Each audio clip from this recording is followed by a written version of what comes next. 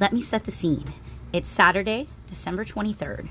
Your presents are all wrapped, your tree's decorated, and you have a moment to breathe before your holiday festivities begin. It's 8 p.m., and it's a great time to sit down with your family and check out a brand new comedy on NBC.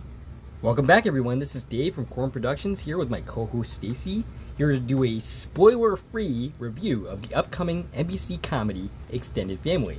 You'll have your first opportunity to watch the pilot on December 23rd at 8/7 Central on NBC, with the show then moving to its regular time slot on Tuesday, January 2nd at 8:30, 7:30 Central on NBC, and be available for streaming on Peacock the following day, which is probably, well, I have screeners, so I'll probably be watching before then, but if I did not, I'd be watching on Peacock the next day. But anyway, the series description reads as follows. Jim and Julia, after an amicable divorce, decide to continue to raise their kids at the family home while taking turns on who gets to stay with them. Navigating the waters of divorce and child sharing gets more complicated for Jim, and Trey, the owner of his favorite sports team, enters the picture and wins Julia's heart. The series was created by Mike O'Malley, who serves as showrunner and executive producer, along with John Cryer, who's a series star, and it's produced by Lionsgate in association with Universal Television, a division of Universal Studio Group.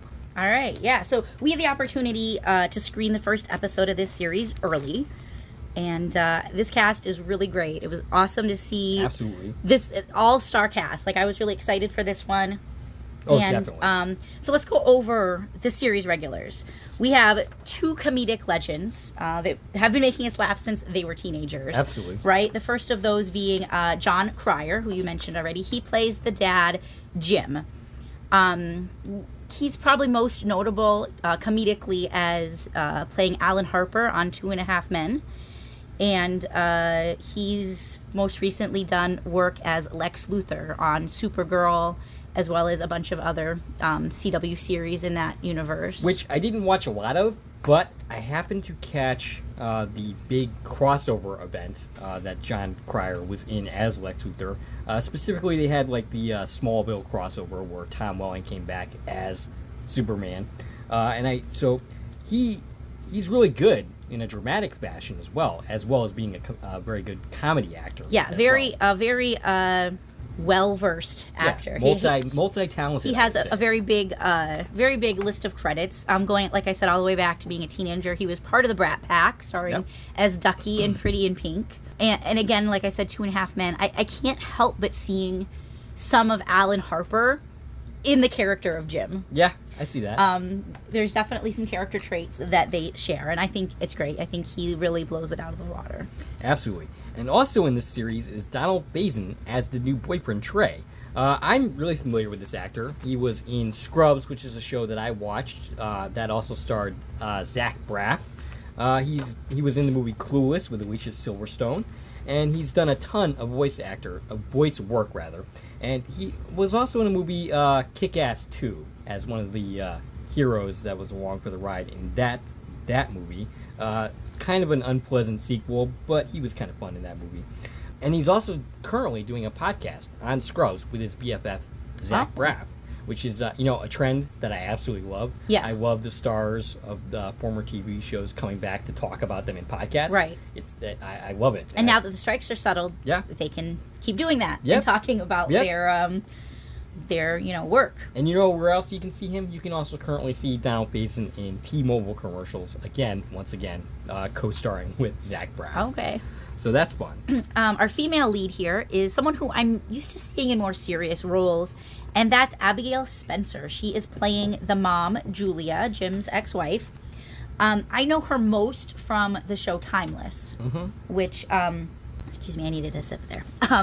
Timeless is a show I bring up in our podcast all the time, being that, time travel is my favorite little niche of television.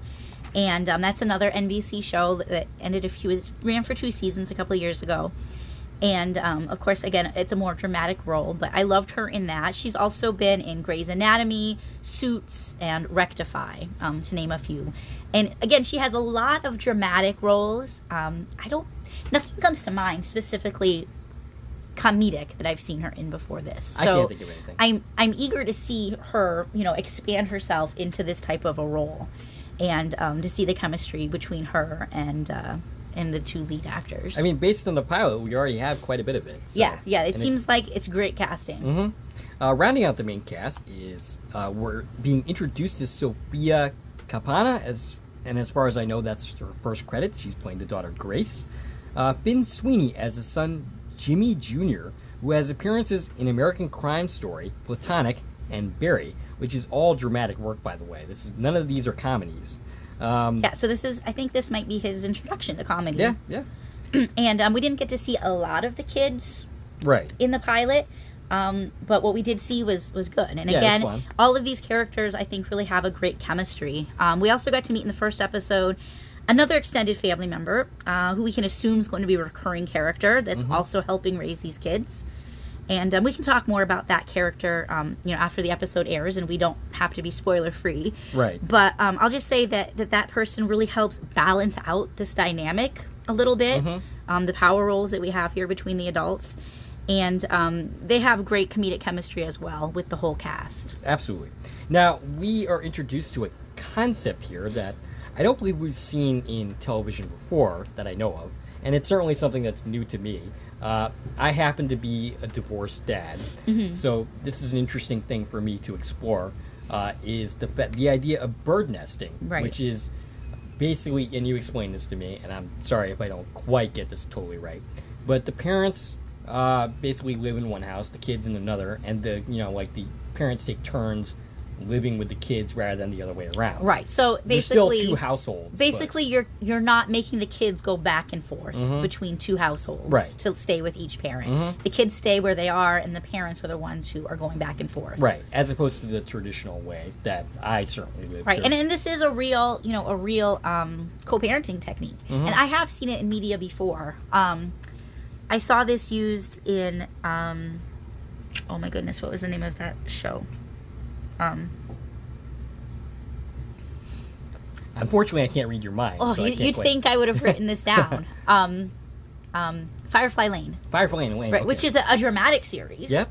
They use this technique in that show. I think that's the first time I'd heard of it. Okay. I don't think I've seen it in a comedic setting before. Right. And I feel like it lends itself to comedy. And also some drama at the same time. Right. But you can picture, situations arising because of this. Yeah. And I mean, we've seen some of that in the trailers for this show. Yourself as a divorced father, how do you feel this would go in real life? I mean, it really depends on how well you get along with your significant other. In my case, I get along pretty well with my the ex-mother of my child. Your ex-wife. My ex-wife. She's still the mother of my child. But yeah, I mean, I get along with her pretty well, so I think maybe that I would do pretty well in this situation. So you think it's something that could potentially work? Yeah, absolutely. Given the right circumstances? Yeah, I don't think it would work in every situation. Yeah. But especially the ones that don't get along as well. But I definitely think if you get along, and from all appearances, in the pilot, these three do get along very well. So yeah, it's an interesting concept, and maybe something that more people want to try. I don't know how much that happens in real life, but it's right. Yeah, I don't know anybody who's done this, but right. Then again, I don't know that many people. Right. So that's something we'd love to hear from you guys. Do you guys have any real world experience with bird nesting, and what do you think of that concept? Right. Let us know in the comments, and we might shout you out when we do our video. Shout you out. Shout you out. Yeah, definitely not shut you out. Shout you out when we do our full video of this episode, once we don't have to be spoiler free anymore. So the plot, the plot line of this pilot episode, it revolves around a classic TV trope that's been done time and time again. And at first, that made me a little nervous. I was like, oh, this doesn't, why aren't we doing something more original, right? It felt like a bold choice. But after seeing it play out, I can say it absolutely worked. So having the story be about something that's so familiar to the audience, it really allowed you to focus your attention on getting to know the characters and the relationships between them, and the overall plot of the series, you know, about this family dynamic. And it, like I said, it gave you room to breathe without having to like really focus on the story, because you know the story. Like once you see what's happening, you know that, like you what's happening in this episode. And like, I mean, we've talked about this when we talk about other shows, is pilots are rough. Yes, it can be really hard in a pilot to introduce all of your main characters, you know, set up their relationships with each other, set up the story arcs, set up here's what this show is about. Yeah, especially when you're dealing with a unique concept such as bird nesting. Right. It's not and mainstream. Here we're doing it in a half-hour format. Right. So you have what, like 23 minutes? Something along those lines. To tell your story and to hook your audience and to get them to come back.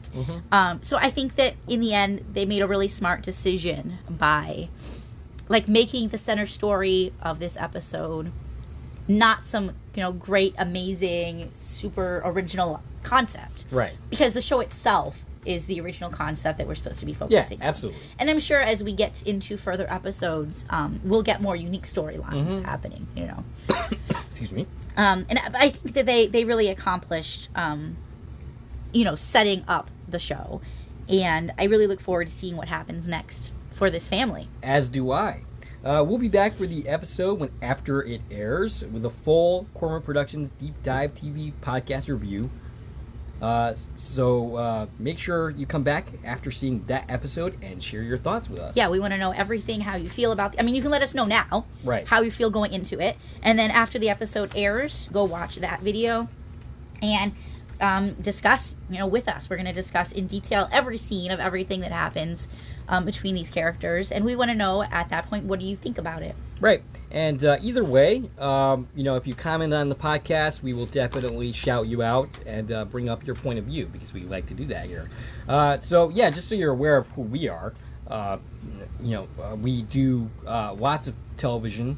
Currently, we're focusing on Quantum Leap, which is another NBC show. But we've also discussed Sullivan's Crossing, so there's lots to look forward to on our channel. Yeah, so if you like television, yep. Which I'm assuming you do if you're here, check out our other playlists. And lots of great stuff there.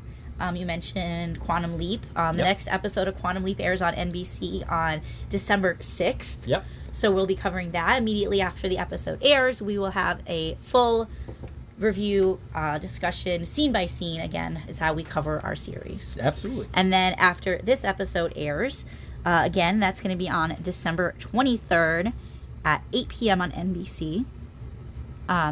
You can come back and we will have that full review up. Or you can wait to watch it on its regular time slot, Tuesday, January 2nd, 8:30, 7:30 Central. And again, it streams the next day on Peacock.